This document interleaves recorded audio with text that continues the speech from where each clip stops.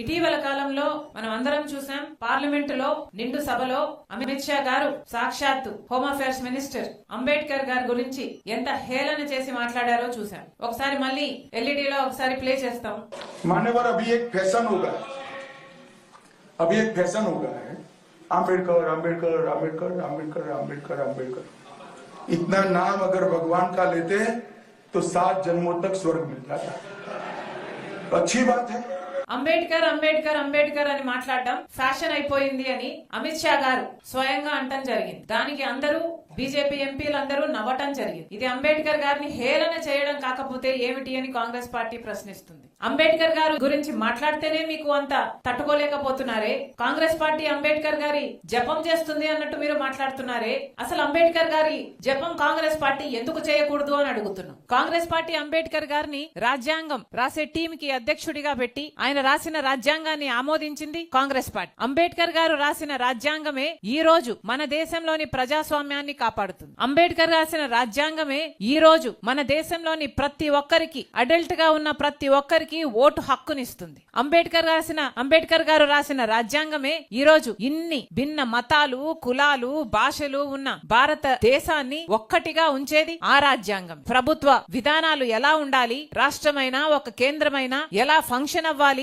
ఇలాంటివన్నీ చెప్పింది అంబేద్కర్ గారు రాసిన రాజ్యాంగమే. ఈ రోజు ఈ దేశంలో ప్రతి ఒక్కరు సమానంగా, స్వేచ్ఛగా, సగౌరవంగా బతుకుతున్నారు అంటే దానికి కారణం అంబేద్కర్ గారు రాసిన రాజ్యాంగమే. మరి అలాంటి అంబేద్కర్ గారి గురించి మేము జపం చేస్తే మాత్రం తప్పేంటి, మీరు ఎందుకు జపం చేయటం లేదు, మీరెందుకు మాట్లాడడం లేదు అని కాంగ్రెస్ పార్టీ ప్రశ్నిస్తుంది. ఈ రోజు అంబేద్కర్ గారు గురించి మాట్లాడితేనే మీకు అంత తట్టుకోలేకపోతున్నారే, మీరు రాజ్యాంగాన్ని కాపాడతారని గాని, రిజర్వేషన్లు మీరు ఇంకా బ్రతికిస్తారని గాని సామాన్య ప్రజలు ఎలా నమ్మాలి? అంబేద్కర్ గారంటే ఎవరండి? అంబేద్కర్ గారంటే బడుగు బలహీన వర్గాల వాళ్ళ జీవితాలలో వెలుగులు నింపినవాడు. అంటరానితనం ఈ రోజు మన దేశంలో లేదు అంటే దానికి కారణం అంబేద్కర్ లాంటి నాయకులు. ఈ రోజు ప్రపంచమే భారత రాజ్యాంగాన్ని ఇంత గౌరవిస్తుంది అంటే దానికి కారణం అంబేద్కర్ గారు. మరి అలాంటి అంబేద్కర్ గారిని మీరు అవమానిస్తూ, హేళన చేస్తూ నిండు సభలో, పార్లమెంటులో ఇంత ఘోరంగా మాట్లాడుతుంటే సామాన్య ప్రజలు గమనిస్తున్నారని బీజేపీ పార్టీ గుర్తు పెట్టుకోవాలి. బీజేపీ పార్టీ ఇంత హేళన చేస్తుంటే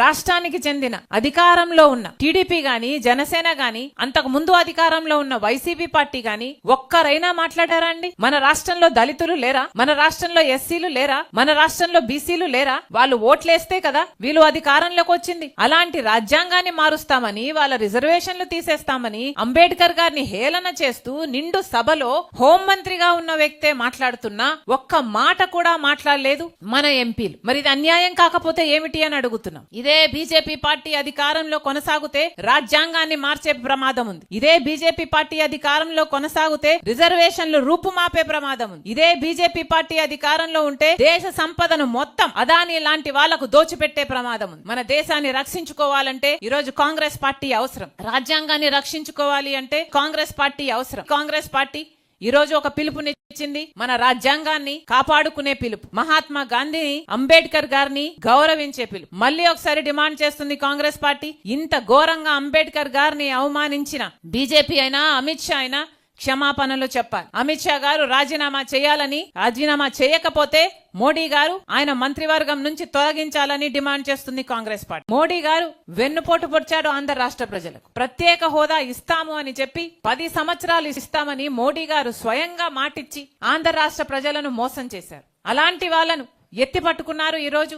అలాంటి వాళ్ళతో పొత్తులు పెట్టుకున్నారు ఈ రోజు టీడీపీ అయినా, జనసేన అయినా. ఇది ఎక్కడి న్యాయం అని అడుగుతున్నాం. నిన్న మోడీ గారు వచ్చారు, ఇదే విశాఖపట్నానికి వచ్చారు. ఒక్క మాటైనా మాట్లాడారా అండి? ప్రత్యేక హోదా గురించి మాట్లాడారా? లేకపోతే విభజన హక్కుల్లో ఒక్క వాగ్దానమైనా నిలబెట్టుకుంటామని చెప్పారు. ఉత్తరాంధ్ర, రాయలసీమకు స్పెషల్ ఎకనామిక్ ప్యాకేజ్ మన హక్కు, ఒక్క మాటైనా మాట్లాడారా? కడప స్టీల్ ఫ్యాక్టరీ మన హక్కు, ఒక్క మాటైనా మాట్లాడారా? మన బిడ్డలకు ఉద్యోగాలు 2 కోట్లు ఇస్తామన్నారు సంవత్సరానికి, మన బిడ్డలకు 1 లక్ష కూడా ఇవ్వలేదు. ఒక్క మాటైనా మాట్లాడారా? విశాఖ స్టీలును కాపాడుతాము, విశాఖ స్టీలు ఆంధ్ర రాష్ట్రానికి చాలా ముఖ్యము అని ఒక్క మాటైనా, ఒక్క అష్యూరెన్స్ అయినా ఇచ్చారా? అలాంటి వాళ్ళ గురించి ఎంతో గొప్పలు చెప్తున్నారు ఈ రోజు టీడీపీ, జనసేన వాళ్ళు. వైసీపీ ఏం తక్కువ తినలేదు. జగన్మోహన్ రెడ్డి గారు ఒక పక్క టీడీపీ సక్రమ సంబంధం పెట్టుకుంటే జగన్మోహన్ రెడ్డి గారు అక్రమ సంబంధం పెట్టుకున్నారు అదే బీజేపీ పార్టీ. ఈరోజు జగన్మోహన్ రెడ్డి గారిని ప్రశ్నిస్తున్నాం. మోడీ గారు మన రాష్ట్రానికి వచ్చారు, ఒక్క మాట ప్రత్యేక హోదా గురించి మాట్లాడలేదు, విశాఖ స్టీల్ గురించి ఒక్క మాట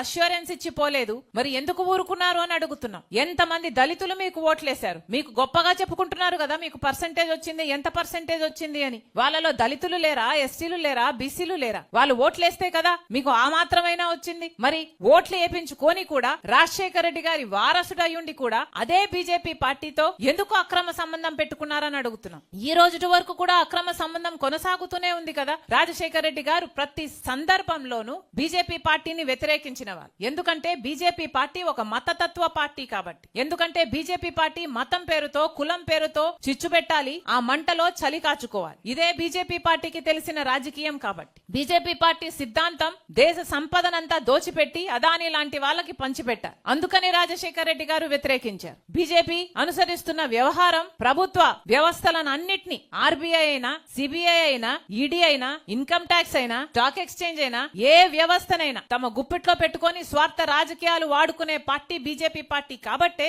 రాజశేఖర రెడ్డి గారు ఆ రోజు నుంచి వ్యతిరేకిస్తూ వచ్చారు. మరి అలాంటి రాజశేఖర రెడ్డి గారి కొడుకై ఉండి జగన్మోహన్ రెడ్డి గారు అదే బీజేపీ పార్టీకి ఎందుకు కొమ్ము కాస్తున్నారు? అదే బీజేపీ పార్టీకి ఎందుకు గులాంగిరి చేస్తున్నారు? వీళ్ళ రాజశేఖర రెడ్డి గారి వారసులు. మళ్ళీ చెప్తున్నాం, ఈ రోజు బీజేపీ పార్టీకి వ్యతిరేకంగా రాజశేఖర రెడ్డి బిడ్డలలో ఎవరైనా నించున్నారు అంటే అది నేనే, ఒక్క షర్మిలారెడ్డి మాత్రమే. మళ్ళీ చెప్తున్నాం, ఈ రోజు ఆంధ్ర రాష్ట్రంలో ఏ పార్టీ అయినా బీజేపీ పార్టీకి వ్యతిరేకంగా నించుంది అంటే అది ఒక్క కాంగ్రెస్ పార్టీ మాత్రమే. మళ్ళీ చెప్తున్నాం, ఈ దేశంలోనే బీజేపీ పార్టీని వ్యతిరేకిస్తున్న ఏకైక అలయన్స్ ఏదైనా ఉంది అంటే అది ఒక్క ఇండియా బ్లాక్ మాత్రమే. ఇదే బీజేపీ పార్టీ అధికారంలో కొనసాగితే రాజ్యాంగాన్ని మార్చే ప్రమాదం ఉంది. ఇదే బీజేపీ పార్టీ అధికారంలో కొనసాగితే రిజర్వేషన్లు రూపుమాపే ప్రమాదం ఉంది. ఇదే బీజేపీ పార్టీ అధికారంలో ఉంటే దేశ సంపదను మొత్తం అదాని లాంటి వాళ్లకు దోచిపెట్టే ప్రమాదం ఉంది. మన దేశాన్ని రక్షించుకోవాలంటే ఈరోజు కాంగ్రెస్ పార్టీ అవసరం. రాజ్యాంగాన్ని రక్షించుకోవాలి అంటే ఈరోజు కాంగ్రెస్ పార్టీ అవసరం. మహాత్మా గాంధీని,